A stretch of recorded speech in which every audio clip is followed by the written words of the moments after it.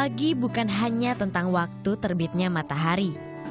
Pagi juga menandai dimulainya aktivitas banyak orang, salah satunya Coleus. Ia bersiap menuju ladang bunga krisan miliknya di Desa Raya Kota Brastagi, Sumatera Utara.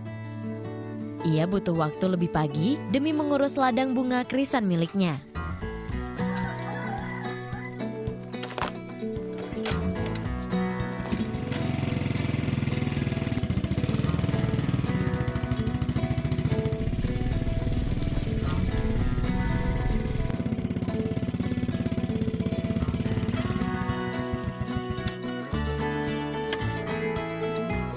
Bunga krisan mudah diserang hama. Tak peduli hujan maupun kemarau, tanaman bunga harus selalu disemprot pestisida minimal 3 kali seminggu.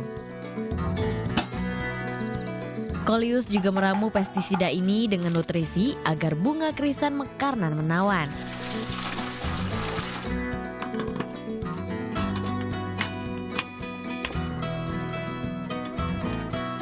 Bunga krisan bukan tanaman musiman. Bunga ini selalu siap dipanen setiap waktu.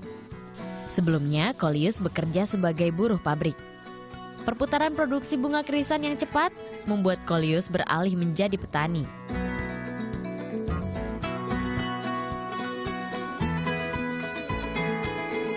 Ya, karena buruh itu gajinya bisa dibilang kayak gitu aja. Sebelum kita kerja, sebulan itu kita udah tahu gaji kita berapa. Tapi kalau di sini kan belum tahu. Kadang-kadang harga bunga itu bisa tinggi, melambung tinggi.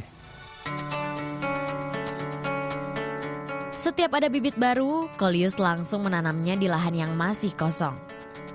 Pagi hari merupakan waktu yang tepat untuk menanam bibit. Cukup menunggu 4 bulan saja, bunga krisan siap untuk dipanen. Pemeliharaan bunga krisan butuh kecermatan tersendiri. Bunga itu harus teliti dan harus rajin. Nggak seperti tanaman yang lain. Kalau yang lain masih bisa ditinggalin. Kalau bunga, emang harus sehari-hari di situ. Karena mulai dari proses penanaman, pemumpukan, penyemprotan, hingga memasang tiang sama tali. Belum lagi yang lain, banyak pekerjaannya. Makanya itu nggak bisa ditinggalin proses penanaman bunga. Agar pemupukan bermanfaat optimal untuk tanaman, pupuk anorganik yang sudah ditabur harus ditutup dengan tanah. Saatnya krisan dipanen. Tangkai bunga paling bawah dipotong satu persatu, tujuannya agar saat dijual bunga masih indah. Budidaya bunga krisan sudah menjadi profesi turun-temurun. Ladang ini merupakan warisan dari nenek moyang Coleus. Coleus meneruskan pekerjaan ini dari ayahnya yang sudah meninggal dunia. Kini ia masih dibantu sang ibu saat memanen bunga dan menjualnya di pasar. Dalam sepekan, mereka bisa menjual hingga 100 ikat bunga. Sedikitnya, Rp200.000 bisa dikantongi. Jika hari-hari besar, harga bunga biasanya lebih mahal. Harga bunga itu melambung tinggi.